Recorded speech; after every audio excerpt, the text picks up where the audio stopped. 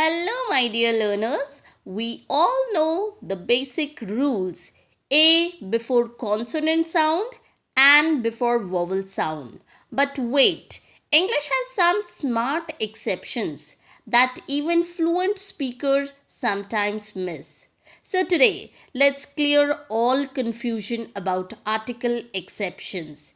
A, and the with examples you will never forget. So let's start with the first exceptions. Use an because the sound starts like a vowel. Not just the letter but the sound matters in English. Okay, जब आप articles को deal करते हैं तब आपको letter पे ध्यान नहीं देना है, साउंड पे ध्यान देना है. साउंड भी क्या, वॉवल की साउंड अलग होती है, कॉन्सोनेंट की साउंड पे आपको फोकस करना है. फॉर एग्जाम्पल सम वर्ड्स, जैसे कि कुछ वर्ड्स कॉन्सोनेंट साउंड से लेटर से स्टार्ट होते हैं, कॉन्सोनेंट लेटर से स्टार्ट होते हैं, लेकिन उनकी जो साउंड होती है वो वॉवल साउंड होती है. वॉवल साउंड, आपको वॉवल्स पता है ना, ए ई आई ओ यू. अब जैसे एग्जाम्पल ले लीजिए, बहुत बेसिक एंड सिंपल सा है और ज़्यादातर बच्चे इसी में कंफ्यूज होते हैं. अब जैसे वर्ड है ऑनेस्ट, आर, ऑनर, एयर. अब ये क्या है, सारे वर्ड स्टार्ट तो एच से हो रहे हैं लेकिन इनमें एच साइलेंट है. जो कॉन्सोनेंट लेटर या साउंड है वो साइलेंट है. तो हॉनेस्ट नहीं बोलते, हम ऑनेस्ट कहते हैं. हावर नहीं बोलते, आवर बोलते हैं. हॉनर नहीं बोलते, ऑनर बोलते हैं. हियर नहीं बोलते हैं, एयर बोलते हैं. ठीक है, सो इनके साथ एन लगेगा. An honest man, an hour, an honor, an heir. Okay, so remember when the first sound is silent and that is H or starts with or like a vowel, use N. ठीक है. Now the opposite case, जैसा हमने N के उसमें exception case देखे, ए के साथ भी वैसे ही एक्सेप्शन केस है. Use a because they starts with Y, you को य बोलते हैं, डब्ल्यू ए को व, और वाई ए य साउंड होती है. मतलब वाई यू डब्ल्यू ए और वाई ए की साउंड को आपको ध्यान में देना है. य, व और या होती है. ठीक है, य से यज्ञ वाला.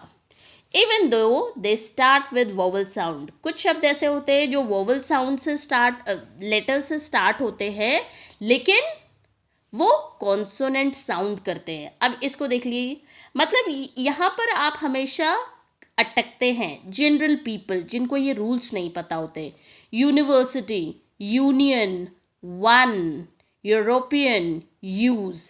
अब देखिए यहाँ पे यूनिवर्सिटी यू से स्टार्ट हो रहा है. यू क्या है, एक वावल लेटर है लेकिन ये य है इसलिए इसके साथ अ आएगा.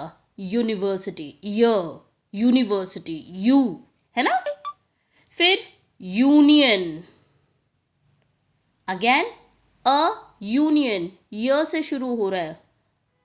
वन, अ 1 रुपी कॉइन. ठीक है, ये व से स्टार्ट हो रहा है, ओ से नहीं हो रहा है, व, डब्ल्यू से, डब्ल्यू ए, व. यूरोपियन भी a European. So don't just look at the first letter, always listen to the sound. देखिए आर्टिकल में ए और एन को यूज करते हुए आपको सिर्फ और सिर्फ फर्स्ट साउंड पे फोकस करना है, लेटर नहीं देखना है.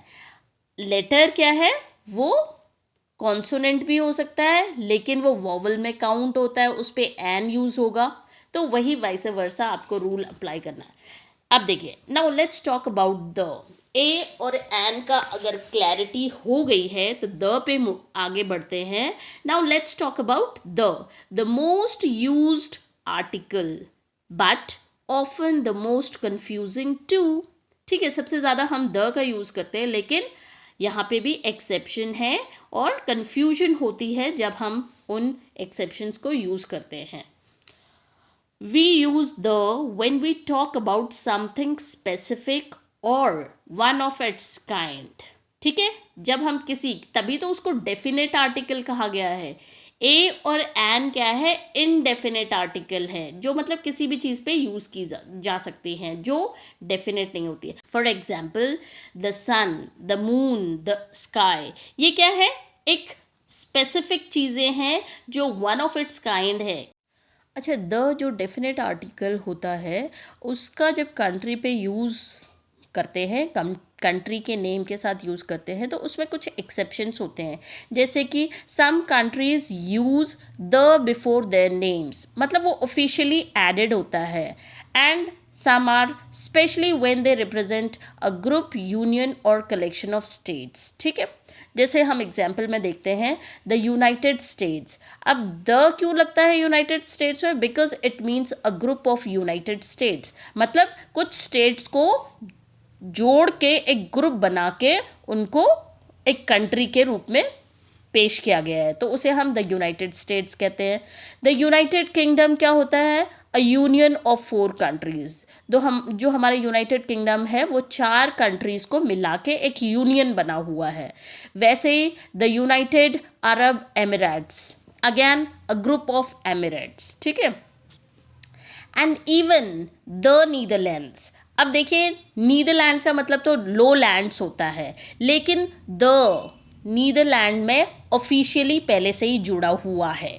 ठीक है, जैसे द मालदीव्स, जो प्लूरल में होते हैं, एस होते हैं जिनमें, मालदीव्स, नीदरलैंड्स, तो इनमें द जो क्या है उनके नेम में ऑफिशियली पहले से जोड़ा गया है. ये कोई यूनियन ऑफ कंट्रीज़ नहीं होते हैं, बट ऑफिशियली इनके नाम में द पहले से ही लगा होता है, क्योंकि इनमें प्लूरल फॉर्म में दिखाए जाते हैं ये नेम्स, जैसे Netherlands, Maldives, likewise. But we don't use the before single country names, जैसे कि India, China, Japan.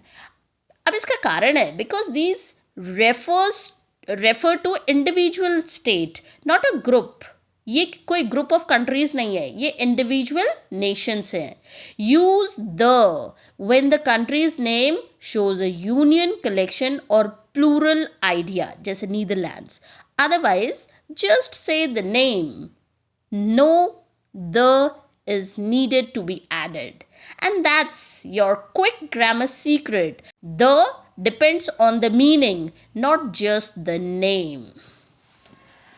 I hope your exceptions in the articles is clear today, and hope you will not make any mistake or you will not stuck anywhere. Please like, share and subscribe for more such informative videos, and do comment if you don't agree with any point in the video